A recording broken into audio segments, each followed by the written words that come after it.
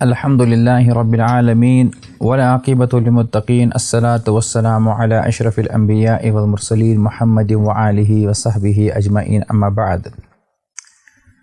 عن سہل بن حنظلہ رضی اللہ عنہ قال مر رسول اللہ صلی اللہ علیہ وسلم ببعیر قد لحق ظہرہ ببطنہ فقال اتقوا اللہ فی هذه البہائم المعجمة فارکبوها وکلوها صالحا رواہ ابو داود.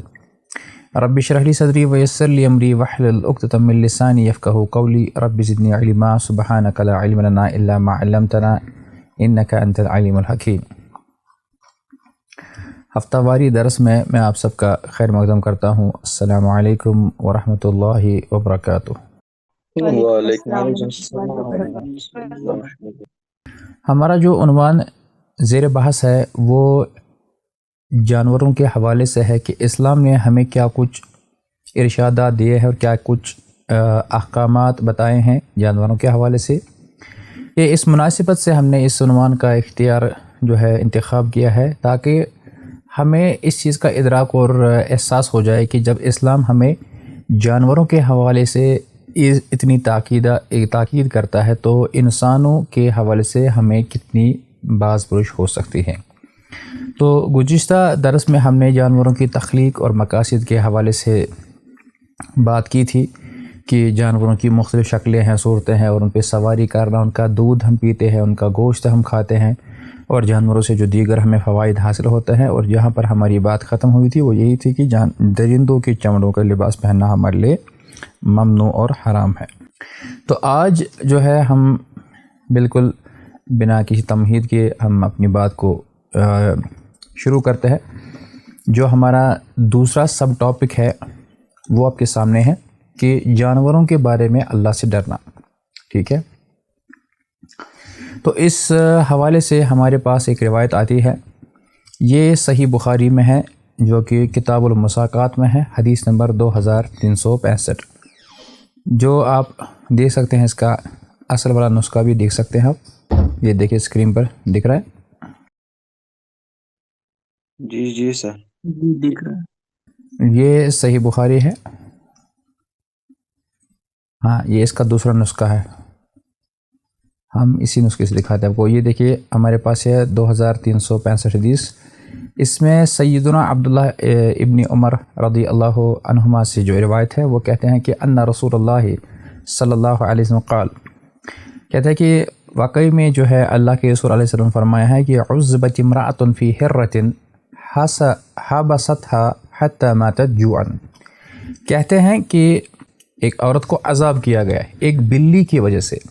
ہوا ایسا کہ اس نے اسے اتنی دیر تک باندھے رکھا کہ وہ بھوک کی وجہ سے مر گئی.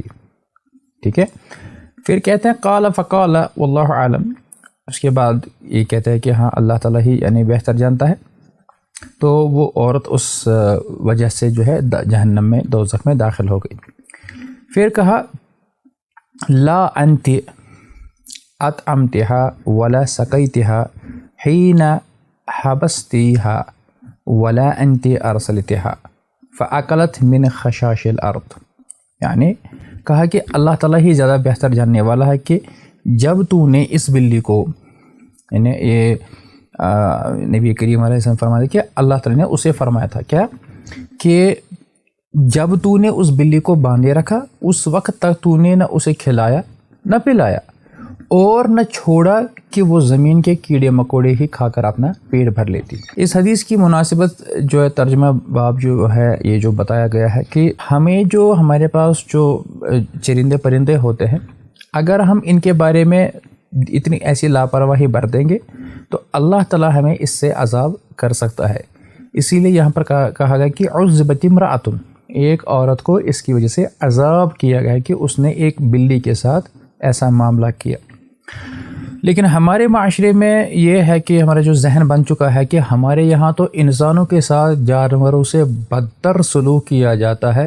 انسان گاڑی کے نیچے آ جاتا ہے، انسانوں کے ساتھ حادثے ہوتے ہیں، انسانوں کے حقوق سلب کیے جاتے ہیں، تب بھی ہمارے چہرے پر جو نہیں رنگتی، ہمیں کوئی فرق نہیں پڑتا ہے. یہاں تو اللہ تعالیٰ غضبناک ہوا ایک بلی کے ساتھ ایسا معاملہ کرنے میں کہ اس کو باندھ دیا گیا، اس کو کچھ کھلائے پلائے نہیں گیا، اس کی لاپرواہی سے وہ مر گئی. تو ہماری نظر میں تو ایک معمولی بات ہو سکتی ہے، لیکن اللہ تعالیٰ کی نظر میں یہ بہت بڑی بات ہے.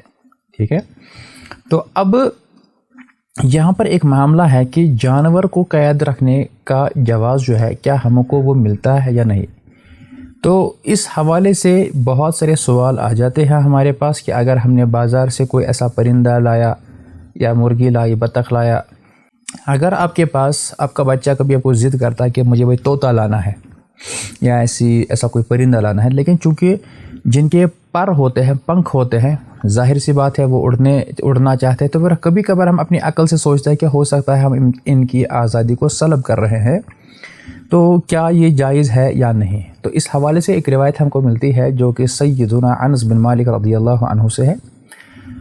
یہ روایت جو ہے یہ آپ کو ملے گی مسند احمد میں. آپ کے سامنے یہ مسند احمد ہے. آپ کو معلوم ہے کہ امام احمد بن حنبل رحمہ اللہ تعالی، یہ 4 امام ایک امام ہیں، ان کی مشہور جو حدیث کتاب ہے اس کا ہم کہتے ہیں نام مسند احمد یا مسند امام احمد. چونکہ یہ الرسالہ والوں نے چھاپی ہوئی ہے، اس کے 44 جلدیں ہیں، بلکہ 50 ادھر لکھا ہے، 50 جلدیں اس کو ہے. تو اس کی جو محقق ہے یہ شعیب ارناؤت رحمہ اللہ ہے، جو کہ 1338 ہجری میں فوت ہوئے ہیں. یہ میں اس لیے آپ کو یہ تفاصیل بتا رہا ہوں کیونکہ مسند احمد کے بہت سارے نسخے ہیں اور ان کی الگ الگ تحقیق ہوتی ہے. یہ والی تحقیق میں آپ کو دکھا رہا ہوں، یہ شعیب ارناؤت رحمہ اللہ صاحب کی ہے. اور امام احمد بن حنبل جو ہے یہ 164 ہجری میں پیدا ہوئے ہیں، 241 ہجری میں یہ فوت ہوئے ہیں.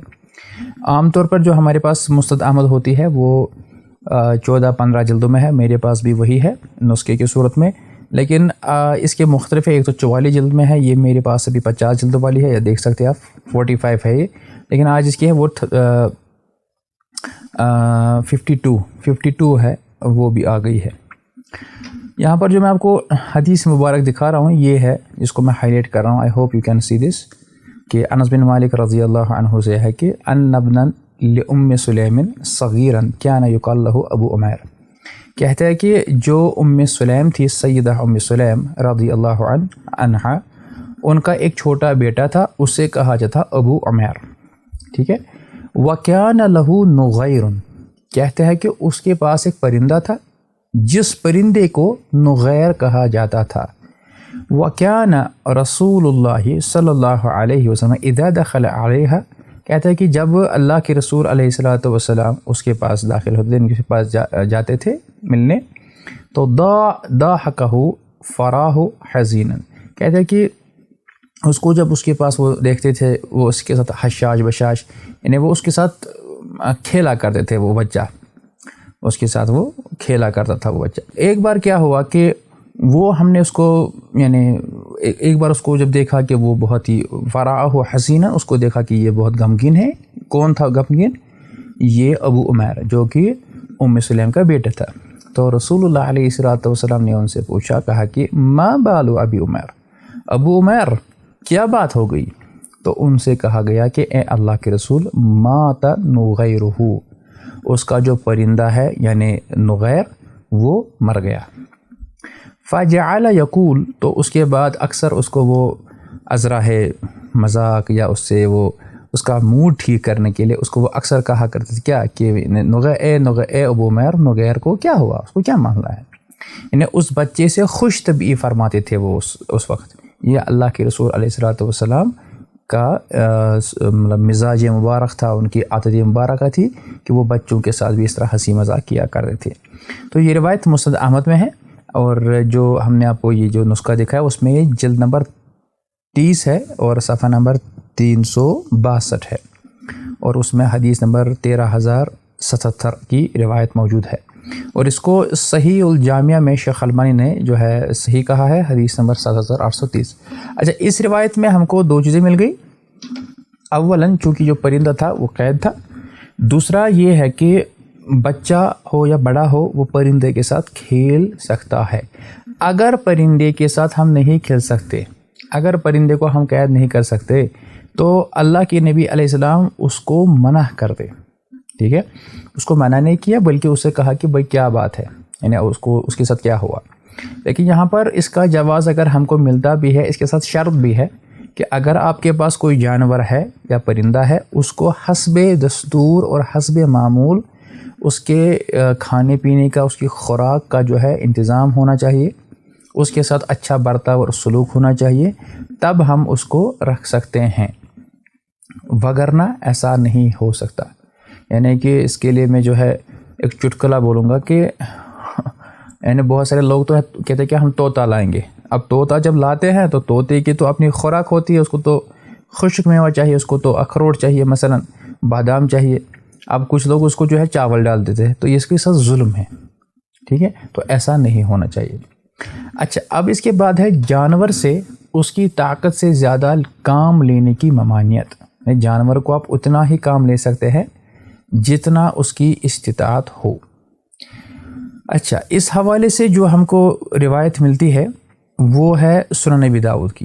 اسکرین پر دیکھ لے، محی الدین عبد المجید کے تحقیق سے ہے، محمد محی الدین عبد الحمید، جو کہ خود 1392 ہجری میں فوت ہوئے ہیں. تو یہ الگ الگ نسخے ہوتے ہیں. اس میں جو آپ دیکھیں گے یہ ہے ہمارے پاس کتاب الجہاد، اس کا ہے سنن ابی داؤد کتاب الجہاد، کتاب نمبر 15، حدیث نمبر 2049. صحیح. تو اس میں جو ہم کو ملتا ہے کہ عبداللہ بن جعفر رضی اللہ عنہ کہتے ہیں کہ اردفنی رسول اللہ صلی اللہ علیہ وسلم خلفہ ذات یوم فاسر الی حدیثا لا احدث به احد الناس. کہتے ہیں کہ ایک دن انہوں نے مجھے اپنے ساتھ سواری پر پیچھے بٹھا لیا اور خاموشی سے مجھے ایک بات بتائی جو میں کسی کو نہیں بتاؤں گا. پھر کہتے ہیں وَكَانَ أَحَبُّ مَا اسْتَطَرَ بِهِ رسول اللہ صلی اللہ علیہ وسلم لِحَاجَتِهِ حَدَفًا. ایک دفعہ کیا ہوا کہ رسول اللہ علیہ وسلم کو قضائے حاجت کے لیے چھپنے کی جو ہے دو جگہ بہت زیادہ پسند تھی. یا تو کوئی اونچی جگہ ہوتی یا کوئی کھجوروں کا جھنڈ ہوتا. پھر اس کے بعد جو اصل بات ہم کو بتانی ہے وہ یہ ہے، کہتے قال فدخل حائطا لرجل الانصاری فاذا جمل. یہ دکھ رہا ہے آپ کو جو میں نے ہائی لائٹ کیا؟ جی. کہتے ہیں کہ ہوا یہ کہ ایک بار وہ ایک انصاری کے باغ میں تشریف لے گئے تو وہاں ایک اونٹ تھا. کہتے ہیں فلما رأى النبی صلی اللہ علیہ وسلم حن وزرفت عیناہ. اب یہ بات ذرا آپ غور سے سنیں، یہاں بات ہو رہی ہے ایک جانور کی، نہ کہ کسی انسان کی. کہتے ہیں فلما رأى النبی، تو جیسے ہی اس اونٹ نے نبی کو دیکھا وہ رونے لگا، بلکہ اس کے آنکھوں سے آنسو جاری ہونے لگے. فأتاہ النبی صلی اللہ علیہ وسلم فمسح ظفرہ فسکت. تو اللہ کے نبی علیہ السلام اس کے پاس گئے تو اس کے پیٹھ پر ہاتھ پھیرا، اپنا دستی مبارک پھیرا. جیسے کہ نا بچے کو ہم چپ نہیں کراتے، پھیر دے ہینڈ آف اینی پرسن، تو ہم کسی کو اپنے جو ہے سر پر ہاتھ پھیرتے ہیں. تو اس کو جب اس کی پیٹھ تھپ تھپائی، اس کو ہاتھ پھیرا تو فسکت، اس کو چپ ہو گیا، جیسے ایک بچے کو چپ کراتے ہیں. اب اس نے اپنی بولی میں جو ہے ان کو شکایت بتائی. تو اس کے بعد جب ان کی ایک کمپلینٹ، ان کی اس اونٹ کی شکایت جب ان نے سنی، فقال، اس کے بعد نے کہا من رب هذا الجمل لمن هذا الجمل. کہا کہ اس اونٹ کا مالک کون ہے، یہ کس کا اونٹ ہے. ٹھیک ہے، تو رب جو ہے آپ کو معلوم ہے، رب جو ہے رب ہوتا ہے مالک، لیکن ہم خالی کسی کو رب نہیں کہہ سکتے ہیں. ہاں، اگر اس کی اضافت ہم کسی اور کے ساتھ کریں تو اس وقت اس کا معنی ہوتا ہے مالک. جیسے کہ ہم کسی کو کہتے ہیں بھائی دکان کا مالک ہے، فیکٹری کا مالک ہے، ریسٹورنٹ کا مالک ہے، کمپنی کا مالک ہے وغیرہ. ٹھیک ہے، تو یہ اس معنی میں ہے. کہا کہ من رب هذا الجمل، اس اونٹ کا مالک کون ہے. لمن هذا الجمل، یہ اونٹ کس کا ہے. فجاء فتن من الانصار، فتن کہتے ہیں نوجوان کو. کہتا ہے کہ اس کے بعد انصاری میں سے ایک جوان آ گیا، اس نے کہا لی یا رسول اللہ، اے اللہ کے رسول، یہ اونٹ میرا ہے. اب اللہ کے نبی علیہ السلام نے اس کے بعد اس کو ڈانٹا کیا کہا افلا تتقی اللہ فی ہذہ البہیمۃ التی ملکک اللہ ایاہا، کیا تو اللہ سے نہیں ڈرتا ہے ان چوپائیوں، ان بے زبان جانوروں کے معاملے میں جن کا اللہ تعالیٰ نے تم کو مالک بنایا ہے؟ فَإِنَّهُ شَكَا إِلَيَّ، کیونکہ اس نے میرے پاس شکایت کی ہے۔ کیا شکایت کی ہے؟ أَنَّكَ تُؤْجِيهُ وَتُدِئْبُهُ، ایک تو اس کو بھوکھا رکھتا ہے اور اس کو بہت تھکاتا ہے، یعنی اس پر اسے بہت کام لیتا ہے۔ یہ روایت کہاں ہے؟ یہ سنن ابی داؤد کتاب الجہاد میں ہے، حدیث نمبر 2549، اور صحیح ابو داؤد میں اس کو شیخ البانی نے الگ نمبر دیا ہے 2222 پہ۔ تو اس روایت سے ہم کو کیا معلوم ہوا؟ اولاً یہ کہ اونٹ کا نبی کریم علیہ الصلوۃ والسلام کو پہچان لینا اور اس کے سامنے ان کے سامنے جو ہے اپنے انداز میں شکوہ کرنا، یہ نبی کریم علیہ الصلوۃ والسلام کے معجزوں میں سے ایک معجزہ ہے، صحیح؟ ورنہ ایک جانور روئے ہمیں پہلے معلوم نہیں ہوگا کہ یہ رو رہا ہے کہ آواز نکال رہا ہے۔ دوسرا یہ ہے کہ جانور سے اسی قدر کام لینا چاہیے جو اس کی اپنی طاقت ہو، یعنی اس کو جو ہے اتنا بوجھ نہیں ڈالنا چاہیے، اس کو اتنا کام نہیں لینا چاہیے کہ بیچارہ وہ اس کی کمر ٹوٹ جائے۔ یہ اسلام ہم کو اس بارے میں جو ہے تاکید کرتا ہے۔ اور پھر انہیں اگر انسان اس سے خدمت لیتا ہے لیکن اس کو اچھے سے کھلاتا پلاتا نہیں ہے تو یہ حرام ہے اسلام میں، تو اس کی ہم کو بہت تاکید بیان کی گئی۔ سمجھ آ رہی بات؟ تو یہاں پر آپ دیکھیں کہ ہمارے پیارے نبی صلی اللہ علیہ وسلم جہاں رحمت بنا کر بھیجے گئے تھے انسانوں کے لیے، مسلمانوں کے لیے، لوگوں کے لیے، وہیں وہ رحمت بنا کر بھیجے گئے تھے پرندوں پر، جانوروں پر اور دیگر مخلوقات پر بھی۔ کہ آپ دیکھیں کہ اس اونٹ کو جو بلک بلک کر رو رہا تھا، انہیں جب دیکھا کہ نبی تشریف لائے باغ میں، اس نے شکایت کی، پھر اس کو کس طرح چپ بھی کیا اور اس کے مالک کو تنبیہ بھی کی کہ اس کے ساتھ اچھا سلوک کرو، ٹھیک ہے؟ تو اس کے حوالے سے اب تیسری جو بات ہے جو میں نے لکھی ہوئی ہے وہ ہے جانوروں پر زیادہ بوجھ ڈالنے کی ممانعت۔ اور اس چیز کو میں نے اپنے بچپن سے دیکھا ہے اور محسوس کیا ہے، بلکہ مجھے بہت زیادہ اس سے دقت ہوتی تھی۔ آج بھی اگر کہیں دیکھنے کو ملے تو میں دور سے ہی جو ہے اس شخص کو چیخ کر بلاتا ہوں کہ بھئی یار اس گھوڑے کو یا اس جانور کو ذرا پانی پلاؤ۔ ہم نے دیکھا ہے کہ جیسے ہی یہ ٹونگا سسٹم جو ہے نا یہاں کہ بلکہ آج ہمارے یہاں تو اس وقت نہیں ہے، لیکن جہاں پر بھی گاؤں دیہات میں ہوگا، لوگ کیا کرتے ہیں اس ٹانگے کے ساتھ گھوڑے کو باندھ دیتے ہیں اور پھر اس ٹانگے پر یہ وہ ٹانگا نہیں ہے، پتہ نہیں آپ اس کو کیا بولتے ہو، جس پر سواری ہوتی ہے وہ نہیں، یعنی وہ ٹانگا ریڑھا ایک قسم کا وہ ایک بوجھ اٹھانے کے لیے ہوتا ہے، جس پہ لکڑی ڈالتے ہیں بہت زیادہ، یا واٹروپ ڈالتے ہیں یا کوئی ایسی بھاری بھرکم چیز ڈالتے ہیں، پھر اس کو بازار میں لے کر اس کو جب لگام کھینچتے ہیں تو بیچارے اس کی جو جبڑے ہیں نا، اس کے وہاں سے کیا اس سے جھاگ نکل رہا ہوتا ہے، کبھی تو جانوروں کے خون بھی نکلتا ہے، لیکن اس کے مالک کو وہ ٹس سے مس نہیں ہوتا ہے، وہ اس کو اوپر سے کوڑے مار رہا ہوتا ہے۔ چلو اب وہ بیچارہ جانور اس کو کیسے بولے کہ بھئی میری اندر اتنی ہی طاقت ہے؟ تو یہ منظر دیکھ کر نا مجھے بہت دقت ہوتی ہے، بہت زیادہ غم ہوتا ہے، دکھ ہوتا ہے، جیسے کہ میں وہ درد محسوس کرتا ہوں۔ اس لیے ہم کو چاہیے کہ اپنے جانوروں سے بہت اچھا سلوک کریں۔ ویسے یہاں پر میں ضمناً ایک بات بتا چلوں کہ جو گھوڑا ہے نا، گھوڑا اگر واقعی میں اصل گھوڑا ہے، اس سے ہم صرف سواری کا کام لے سکتے ہیں۔ عربی زبان میں جہاں ہمارے پاس اونٹوں کے کئی نام ہیں اور اقسام ہیں، ویسے ہی ہمارے پاس گھوڑوں کی بھی الگ الگ اقسام ہیں، بلکہ قرآن میں بھی استعمال ہوا ہے۔ اور میں چاہوں گا کہ آپ ذرا اس سے حصہ لیں تاکہ آپ کی نیند بھی بھاگ جائے۔ مجھے بتائیں کہ گھوڑوں کی کون کون سی قسم آپ جانتے ہیں؟ عام طور پر ہمیں یہی گھوڑا نظر آتا ہے جو ٹانگے میں ہوتا ہے، لگا ہوا ہوتا ہے۔ ہو گیا ایک عربی گھوڑا۔ جی سر، اور ایک گھوڑا ہوتا ہے اس کو کشمیری میں بولتے ہیں جاسکر گھوڑا۔ اس میں کیا خاصیت ہے مجھے بھی سکھاؤ۔ اس کا کلر ہوتا ہے کاچر تھوڑا اورنج، ہاں کاچر زیبرا ہوتا ہے ایک گھوڑا۔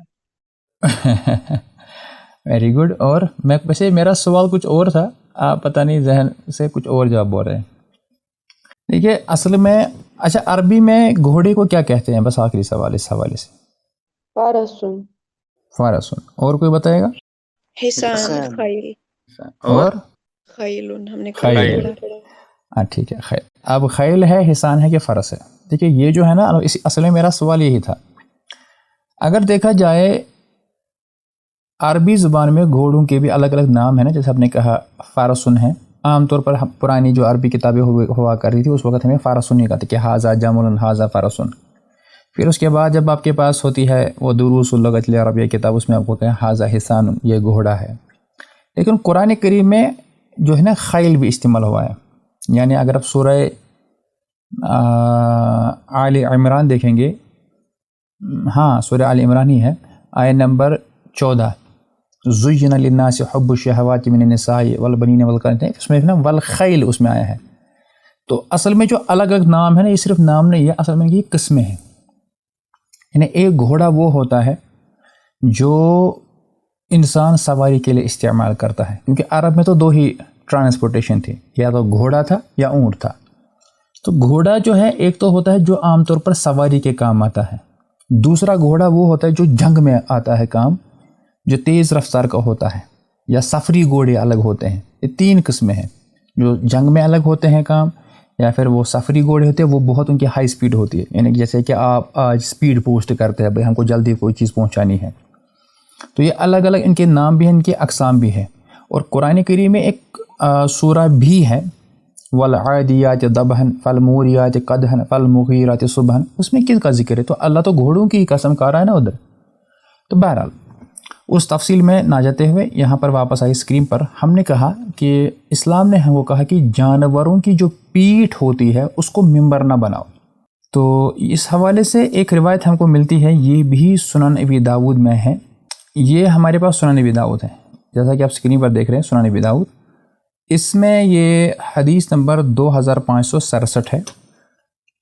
سیدنا ابو ہریرہ رضی اللہ عنہ سے روایت ہے، وہ کہتے ہیں کہ نبی کریم علیہ السلام نے فرمایا، یہاں پر دیکھ لیں، ایاکم ان تتخذوا ظہور دوابکم منابر. انہوں نے کہا کہ بچو اس چیز سے کہ تم جانوروں کی پیٹھوں کو کیا بناؤ؟ ممبر بناؤ. اپنے جانوروں کی پیٹھوں کو ممبر بنانے سے بچو. کیوں؟ ساتھ میں یہ فرمایا کہ فَإِنَّ اللَّهَ إِنَّمَا سَخَّرَهَا لَكُمْ لِتُبَلِّغُكُمْ إِلَى بَلَدٍ لَمْ تَكُونُوا بَالِغِيهِ إِلَّا بِشِقِّ الْأَنفُسِ. یعنی اللہ تعالیٰ نے، یقیناً اللہ عز و جل نے ان کو تمہارے تابع کیا ہے تاکہ تمہیں وہ ایک شہر سے دوسرے شہر تک پہنچا دے. اور اس میں خاص طور پر اللہ نے جو لفظ استعمال کیا الا بشکل انفس، یعنی جہاں تم نفسوں کی مشقت کے بغیر پہنچ ہی نہیں سکتے تھے. یعنی it was very hard for you to travel from one city to another city. اگر آپ کو آج بھی کہا جائے 20-30 کلومیٹر بلکہ 10 کلومیٹر یا پیدل جاؤ تو آپ نہیں پہنچو، خاص کر جب آپ کے پاس کچھ اپنا سامان لگیج وغیرہ ہو. اب جب آپ کے پاس جانور ہو تو آپ سمجھ سکتے ہیں کہ آپ کے لیے اللہ تعالیٰ نے کس قدر جو ہے آسانی فرما دی ہے.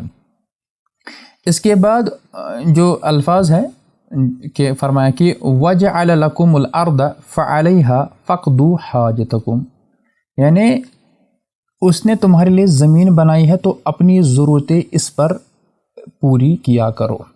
دس از فرام آلمائٹی گاڈ. یہ اللہ تعالیٰ کے احسانوں میں سے ایک احسان ہے کہ تم ان جانوروں سے کام. لیکن یہاں پر جس چیز سے منع جو کیا ہے نا وہ یہ لفظ ہے کہ ایاکم ان تتخذوا ظہور دوابکم منابر، یعنی جانوروں کے پیٹھوں کو تم ممبر مت بناؤ. اب یہ کیوں بات بتائی گئی؟ آپ کو پتا کیا؟ اصل میں اس کا جو بیک گراؤنڈ ہے وہ یہ ہے کہ رسول اللہ علیہ الصلوۃ والسلام نے حجۃ الوداع کا جو خطبہ دیا تھا نا وہ انہوں نے اپنی اونٹنی پر ارشاد فرمایا تھا، مگر اس وقت وہ ایک ضرورت تھی اور وقتی طور پر انہیں ایسا کیا، اور وہ بھی ان کا ایک خاصہ تھا، وہ ہر کوئی نہیں کر سکتا ہے. اس کے لیے ہم کو منع کیوں کیا گیا ہے؟ اولاً جب آپ ممبر کے طور پر جانور کو وہاں کھڑا کرو گے، ایک تو بیچارے کو اس وقت ایک ہی جگہ وہاں پر رک کر ٹھہرنا پڑے گا. اس کو چاہے آپ آدھے گھنٹے کا، پونے گھنٹہ کا، 1 گھنٹے کا خطبہ دو، تو اس سے اس جانور کو مشقت ہو سکتی ہے. ٹھیک ہے. اب چونکہ پیغمبر کریم علیہ الصلوۃ والسلام نے اپنی اونٹنی پر وہ خطبہ ارشاد فرمایا تھا، وہ اس وقت ان کا خاصہ تھا. کبھی ہم نہیں کہتے کہ بھئی جب وہ آیت آتی ہے لَقَدْ كَانَ لَكُمْ فِي رَسُولِ اللَّهِ أُسْوَةٌ حَسَنَةٌ، جو کہ سورہ احزاب سورہ نمبر 33 کی آیت نمبر 21 ہے، تو اس آیت کا کچھ لوگ غلط مفہوم نکال کر یہ کہتے ہیں کہ جو کچھ اللہ کے نبی نے کیا میں وہ کروں گا. اب اس میں ایک چیز یہ آ جاتی ہے، پھر میں اب اس کو واپس میں آ جاتا ہوں اس چیز پر. اس میں یہ چیز آتی ہے کہ چلو ٹھیک ہے، اللہ کے نبی علیہ السلام نے کیا کیا، انہوں نے بہت سارے نکاح کیے، تو چونکہ انہوں نے باقی نکاح کے مطلب 11 نکاح کیے تو میں بھی کروں گا، کیونکہ اللہ تعالیٰ نے خود کہا کہ لَقَدْ كَانَ لَكُمْ فِي رَسُولِ اللَّهِ أُسْوَةٌ حَسَنَةٌ. لیکن کچھ چیزیں ان کے لیے خاص تھی.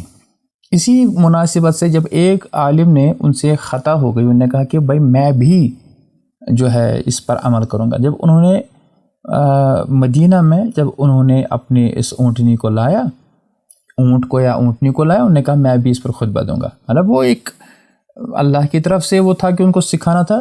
تو جیسے ہی انہوں نے ایسا کیا تو اونٹنی نے پیشاب کر دیا. اب اونٹنی کو تھوڑی نہ کہتے تھے کہ بھائی تو ڈائپر لگا پہلے، تو اس نے جب پیشاب کیا تو وہ بیچارہ لال پیلا ہو گیا، because this was out of control. تب وہ سمجھ گیا کہ نہیں، کچھ چیزیں نبی کے ساتھ خاص تھی، وی کی ناٹ امیٹیٹ دیم، ہم وہ نقل نہیں کر سکتے، ہمارے لیے وہ چیز نہیں ہے، وہ کچھ ہی چیزیں ہیں، اس میں ہم اپنی عقل کے گھوڑے نہیں دوڑائیں گے. تو جب اللہ کے نبی علیہ الصلوۃ والسلام نے ایسا کیا تھا، وہ اس میں اللہ تعالیٰ کی طرف سے ان کے لیے ایک مدد حاصل تھی، اور وہ ایک خاص وقتی طور پر وہ ایک ضرورت کے تحت تھا. ہم ایسا نہیں کر سکتے، اور اس میں جانور کے لیے بھی مشقت ہے، اور پھر اس کو لے جانا یہاں وہاں. اگر خطبے کے دوران اس کو پتہ نہیں کچھ ہو گیا تو وہ اس نے ایسے کر چھلانگ ماری تو پتہ نہیں کتنوں کو زخمی کرے گا. لوگ بولیں گے یار مسجد میں ایسے خطبہ نہیں کہ تو یہ تو ٹانگیں ٹوٹ گئی، ہماری ناک ٹوٹ گئی. تو یہ تھی کہ یہ اس سے ہم کو منع کر دیا گیا کہ جانوروں کی پیٹھ کو ممبر نہ بناؤ.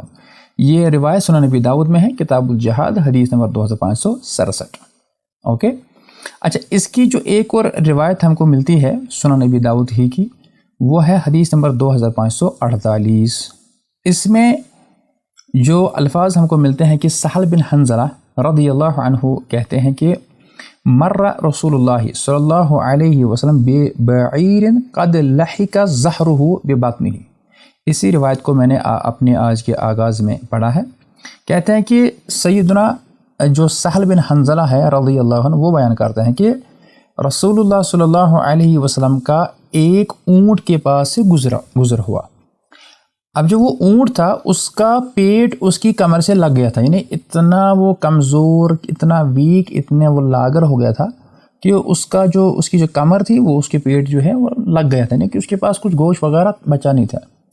تو آپ نے فرمایا اس وقت کہ اتقوا اللہ فی هذه البہائم المعجمۃ فارکبوها وکلوها صالحا، یعنی کہ تم لوگ ان بے زبان جانوروں کے بارے میں اللہ سے ڈرو، ان پر سواری کرو تو بھلے انداز میں، اور کھلاؤ تو وہ بھی اچھا اور عمدہ غذا ان کو کھلاؤ.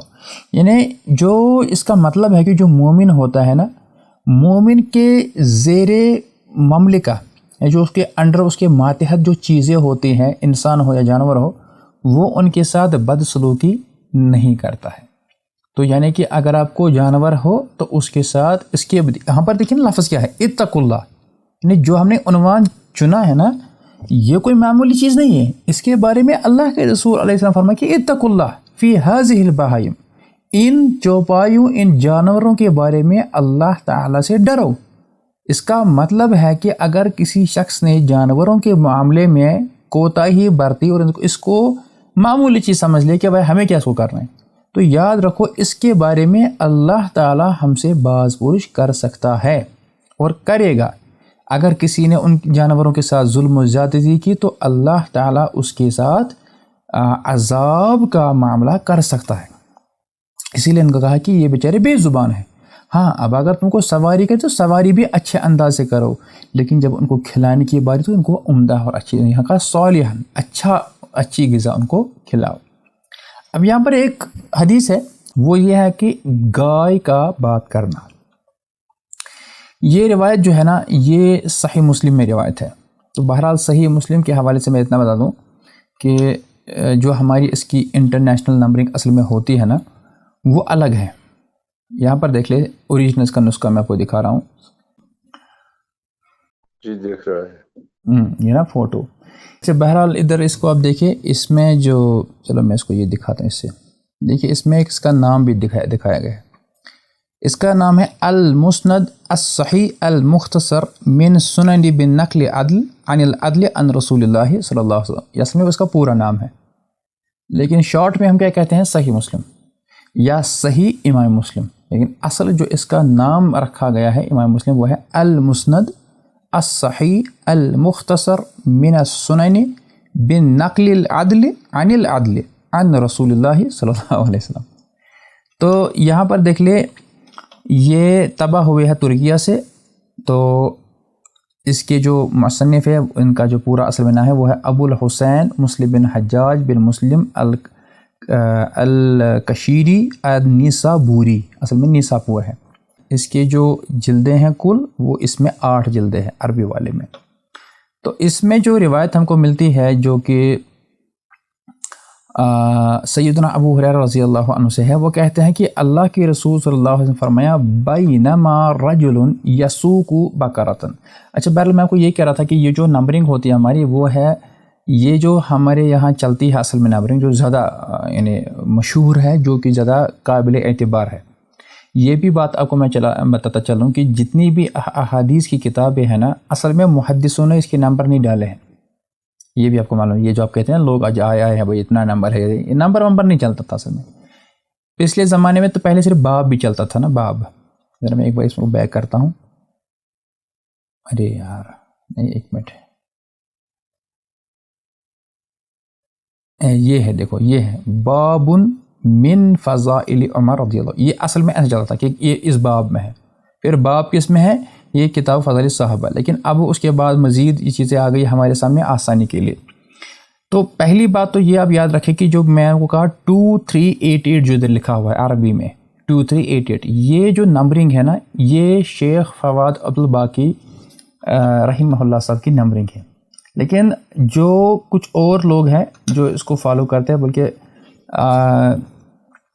اتفاقی طور پر جو ہے خوش قسمتی کی بات ہے سن 2012 کی بات ہے غالباً کہ ابھی تک صحیح مسلم کا اردو ترجمہ نہیں آیا تھا.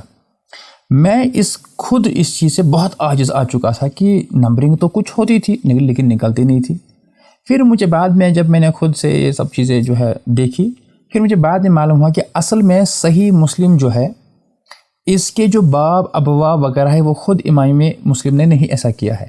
یہ بعد میں امام نووی نے کیا ہے رحمہ اللہ, جو کہ 686 ہجری میں 676 ہجری میں فوت ہوئے ہیں. تو انہوں نے کیا کیا, جو امام بخاری کے جو صحیح بخاری ہے اس میں جو سیم حدیثیں ہیں نا الگ الگ روایتوں سے الگ الگ نریشن سے آئے ہیں, انہوں نے اس کو تقسیم کیا ہے الگ الگ باب میں, یعنی ریپیٹیشن. لیکن امام نووی رحمہ اللہ نے جو ریپیٹیشن جو تھے وہ انہوں نے ایک ہی ساتھ اس کو رکھا. یعنی اگر ہم کہیں گے حدیث نمبر 32 فار ایگزامپل میں کہہ رہا ہوں 32, اب اس میں جیسے کسی ایک چیز کا ذکر ہے, اب وہی ایک حدیث آ رہی ہے کسی اور راوی سے, تو انہوں نے اس کو ادھر ہی رکھا ہے 32 کے نمبر میں ہی. یعنی 5 حدیثیں آئی تو 5 حدیثوں کا ایک ہی نمبر ہے. لیکن پھر بعد میں کچھ ایسے بھی محقق آئے, انہوں نے کہا کہ نہیں یہ تو ایسا سمجھ نہیں آ رہا, انہوں نے ان 5 کو الگ نمبر دے دیا. تو اس مناسبت سے صحیح مسلم کی آج کی ڈیٹ میں 2 نمبرنگ جو زیادہ چلتی ہے. بقیہ حدیث کتابوں کے بھی الگ الگ نمبرنگ ہے, چاہے بخاری ہو, ابو داؤد, ابن ماجہ ہو, نسائی ہو, ہر ایک کی الگ نمبر, کوئی نمبرنگ کسی سے نہیں ملتی ہے. تو یہ کوئی ایسی نمبرنگ نہیں کہ یہ اللہ تعالیٰ نے اتاری ہے تو ہر ایک نمبر سیم ہو, کبھی کبھار بہت الٹا ہی ہوتا ہے. لیکن اب جو مشہور ہمارے پاس نمبرنگ ہے, ایک تو ہے المکتبہ شاملہ کی نمبرنگ, جو آپ کے سامنے یہ ہے نا جو میں آپ کو دکھا رہا ہوں, یہ المکتبہ شاملہ ہے, یہ نمبرنگ زیادہ چلتی ہے. لیکن اس کے علاوہ بھی بہت ساری نمبرنگ ہوتی ہے, ٹھیک ہے. تو اس کو ہم کو کہنا پڑتا ہے کہ یہ کون سی نمبرنگ ہے. لیکن اس میں جو چلتی ہے صحیح مسلم کی نمبر یہ ہے 2388. اب جیسے میں آپ کو یہ دکھاؤں, اب ہمارے پاس اردو والا شاملہ ہے, اسکرین پر دیکھ لیں. یہ دیکھیے یہ کتاب فضائل صحابہ ہے, باب بھی یہی ہے, لیکن حدیث نمبر ہے 26183. یہ دیکھ لیں 6183. اور یہاں پر دیکھیے 83, یہ پوائنٹر جہاں پر ہے آپ کو دکھ رہا ہے، یہ بینما رجل یسوق بقرۃ لہ، یہ دیکھیے اس کا جو نمبر آپ دیکھ رہے اوپر 6183 ہے. یہ نمبرنگ جو ہے نا یہ صرف انڈیا پاکستان میں چلتی ہے، وہ بھی بس اردو طبقے میں جو صرف اردو ترجمہ دیکھتے ہیں، یا زیادہ تر جو انگلش ہے. لیکن اصل میں جو ہائر لیول کی جو لوگ ہیں جو بڑے کتابیں پڑھتے ہیں یا بڑے علماء کی، انفیکٹ اگر اردو کتابیں بھی آپ دیکھیں بڑے علماء کی، وہ یہ نمبرنگ نہیں دیتے ہیں. اوپر دیکھیے ادھر 7563 ٹوٹل ہے، اس میں سے 6183 ہے. لیکن یہاں سے دیکھیں آپ، میں ان چیزوں کو کئی دفعہ بتا چکا ہوں، لیکن یہاں پر دیکھیں گے آپ، یہاں پر 2388 ہے. یہی روایت ہے بینما رجل یسوق بقرۃ لہ، لیکن اوریجنل یہ والا ہے. اوکے، تو ہم آتے ہیں اپنے PDF نوٹ پہ.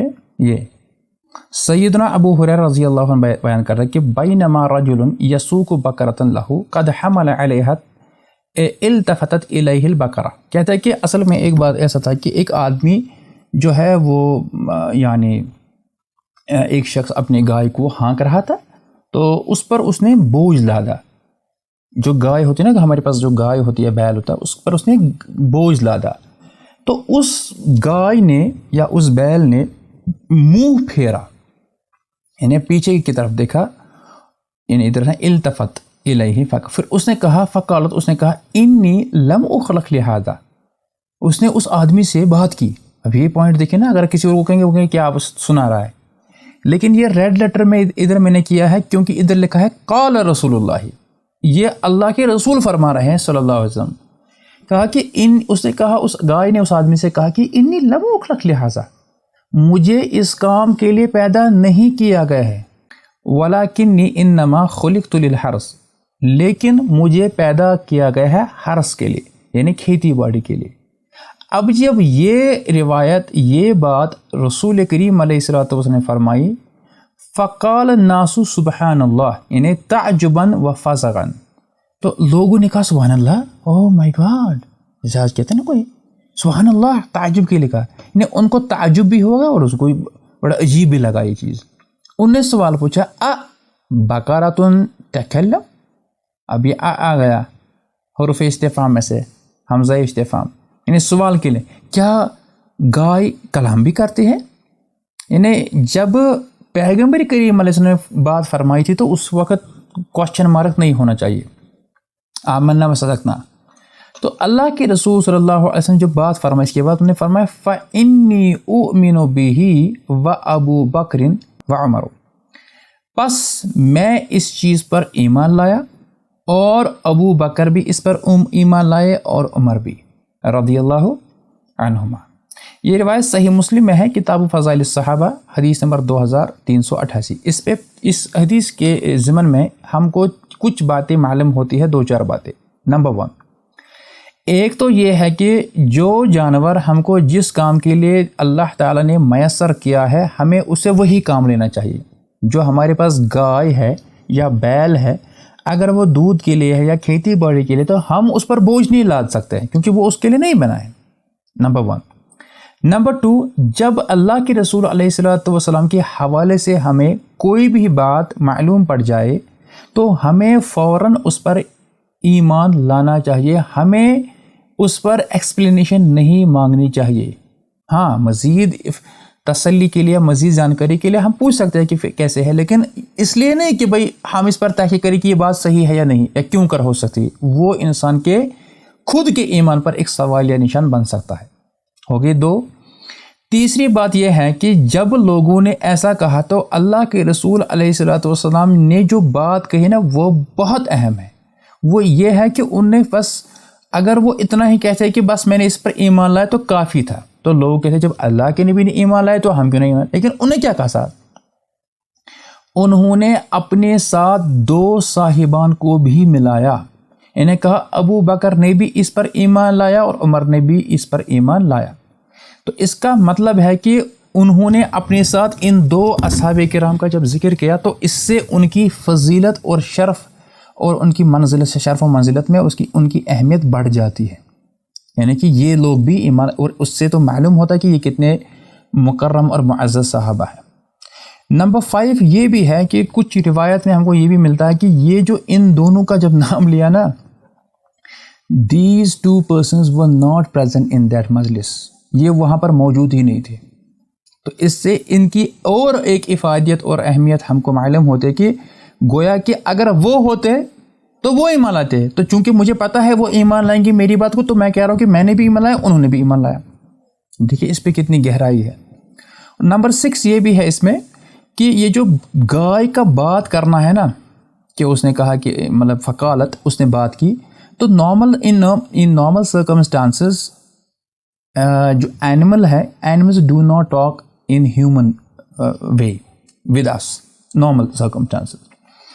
مگر جب رسول اللہ علیہ السلام ہم کو اس بات کی خبر دے رہے ہیں نا، تو اس کا مطلب ہے کہ ہمیں یقین کرنا چاہیے، اور ایسا ہوا ہے.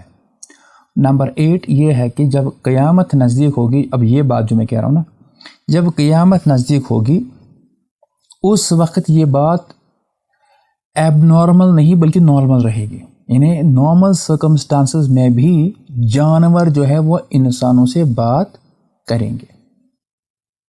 پھر اس میں سے بہت تفاصیل ہے، کون کرے گا، کس طرح کرے گا، کیسے کرے گا. بلکہ جانور ہی نہیں کریں گے بلکہ پتھر بھی کریں گے اور پیڑ پودے بھی کریں گے. تو یہ انشاءاللہ تعالیٰ قیامت کی نشانیوں میں آپ دیکھ سکتے ہیں، اور انشاءاللہ اس پر ہم مزید آگے چل کر بات کریں گے. تو میرا خیال ہے کہ اتنا آج کے درس کے لیے کافی ہے. ہم نے جو جتنی باتیں کہی، ہم نے جانوروں کے حقوق سے بات شروع کی تھی، لیکن آپ دیکھیں اس میں ہمیں مزید کتنی باتیں ہم کو الحمدللہ مل رہی ہیں. تو اگلے درس میں انشاءاللہ تعالیٰ ہم دیکھیں گے اب جانوروں سے اچھا جب سلوک کریں گے تو اس کی کتنی ہم کو فضیلت ملتی ہے، پھر اور مزید مسائل ہے. تو اگر آپ نیچے دیکھیں گے میں نے 24 ورق لکھے ہیں، ابھی صرف ہم نے 5 ورق پر بات کی ہے. مطلب یہ ہے کہ اس میں ابھی تفاصل بہت ہے، اور جوں ہم آگے بڑھیں گے اتنا ہی ہمیں اس میں بہت ہی دلچسپ چیزیں جو ہے مل جائیں گی انشاءاللہ تعالی. تو میں انہی چند باتوں پر آج کا درس اختتام کرتا ہوں. وآخر دعوانا ان الحمدللہ رب العالمین.